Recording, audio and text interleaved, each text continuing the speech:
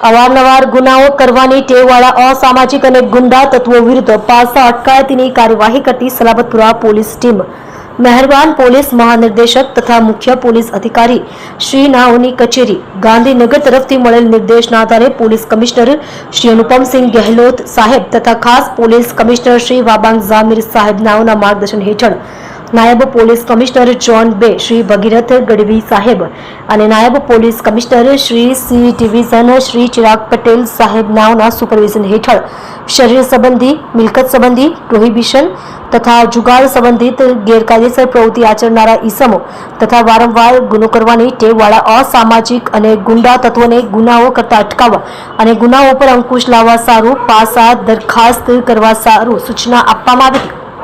જે આધારે સલાબતપુરા પોલીસ સ્ટેશનના police inspector Shri K D Jadeja તથા second police inspector Shri S A શાહનાઓ દ્વારા બે અસામાજિક અને ગુંડા તત્વો કરીમ ખાન ઉર્ફે કરીમ ચીના રહીમ ખાન પઠાણ ઉંમર વર્ષ 30 રહે ઘર નંબર 150 અકબર શહીદનો ટેકરો રુસ્તમપુરા સલાબતપુરા સુરત શહેર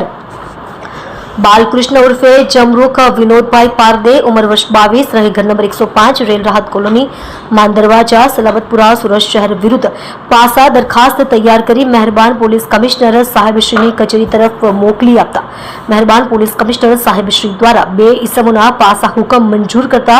ગુજરાત રાજ્યની સાબરમતી સેન્ટ્રલ જેલ અમદાવાદ ખાતે અટકાયતમાં મોકલી આપેલ છે।